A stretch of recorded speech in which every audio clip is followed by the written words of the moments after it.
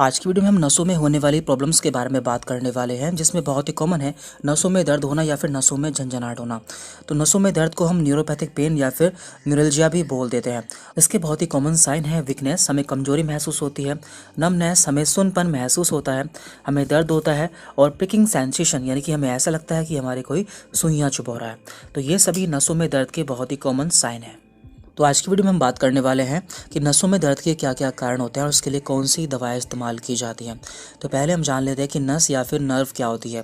देखिए, हमारी पूरी बॉडी में नर्व पाई जाती है जो कि हमारे ब्रेन से स्टार्ट होकर हमारे पूरी बॉडी में जाती हैं। हमारे शरीर में दो तरह की नसें पाई जाती हैं, एक होती है सेंसरी और एक होती है मोटर। जो मोटर नर्व्स होती है वो हमारे ब्रेन से सिग्नल्स को लेकर हमारे सभी बॉडी पार्ट तक जाती है, जबकि जो सेंसरी नर्व्स होती है वो हमारे बॉडी पार्ट से सिग्नल्स को लेकर हमारे ब्रेन तक पहुँचाती हैं। तो पहले हम जान लेते हैं कि किन लोगों में नसों वाली प्रॉब्लम ज़्यादा देखने को मिलती है। नंबर 1, विटामिन डी की कमी। जिन लोगों में विटामिन डी की कमी रहती है तो उनमें नसों की प्रॉब्लम हो सकती है। नंबर 2, विटामिन B12 की कमी। तो विटामिन B12 की कमी हो जाने पर भी हमारी नसों में समस्याएं हो सकती हैं। नंबर 3, मधुमेह या फिर डायबिटीज़। तो जिन लोगों को शुगर की प्रॉब्लम रहती है तो उनकी नसों में सूनपन या फिर झंझनाहट महसूस हो सकती है। इसके अलावा IBD यानी कि इरिटेबल बोवेल सिंड्रोम, यानी कि जिन लोगों का पेट साफ नहीं रहता है तो उनमें भी नसों की प्रॉब्लम हो सकती है।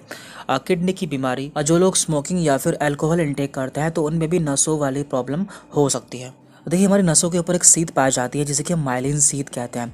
जैसे कि आपने देखा होगा कि जो बिजली के तार होते हैं उनके ऊपर एक प्लास्टिक की कवरिंग पाई जाती है, उसी तरह से हमारी नसों के ऊपर एक सीध पाई जाती है।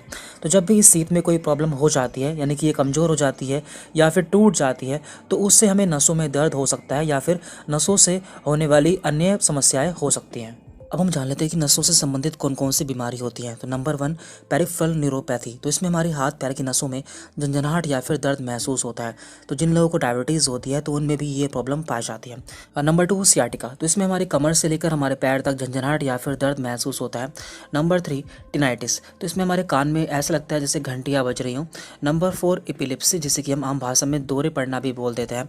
इसके अलावा cerebral palsy, Bell palsy, Parkinson disease, Alzheimer disease and depression. तो ये सभी नसों से संबंधित बीमारियां हैं। तो हमें इसका ट्रीटमेंट करने से पहले इसके कारण को जानना जरूरी है, यानी कि जो हमारे नसों में दर्द है या फिर झंझनाहट है उसका कारण क्या है। तो इसके लिए बहुत से टेस्ट भी कराए जाते हैं, जैसे कि CBC या फिर कंप्लीट ब्लड काउंट। तो इससे हम जान पाते हैं कि हमारा हीमोग्लोबिन या फिर हमारे अंदर ब्लड कितना है, क्योंकि कभी कभी ब्लड की कमी से भी हमारे हाथ पैर में दर्द होता है।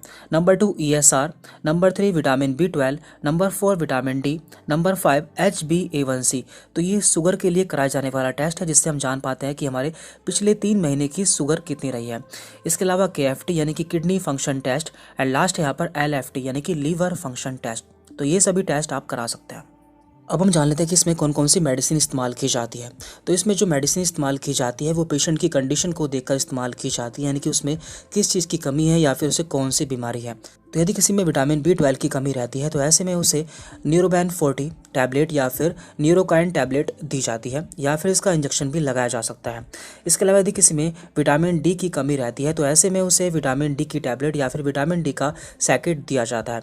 तो इसके लिए काफ़ी पॉपुलर ब्रांड है सिपकल D3 या फिर कोलेकैल्सिफेरॉल सैकेट, जो कि 60,000 IU में मिल जाता है।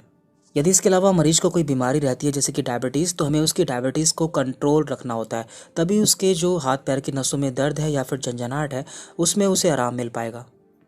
तो यहाँ पे हमें प्रॉब्लम के कोर्स को ठीक करना होता है। कई बार यदि पेशेंट के बहुत तेज़ दर्द होता है तो ऐसे में हम कुछ पेन किलर मेडिसिन भी दे सकते हैं। और साथ में हम यह भी जान लेते हैं कि यदि आपके नसों में दर्द रहता है तो आपको कौन से डॉक्टर को दिखाना चाहिए। तो देखिए, इसके लिए जो स्पेशलिस्ट होते हैं उन्हें हम न्यूरोलॉजिस्ट कहते हैं। तो आप एक न्यूरोलॉजिस्ट से मिल सकते हैं या फिर आप एक जनरल फिजिशियन डॉक्टर से भी मिल सकते हैं।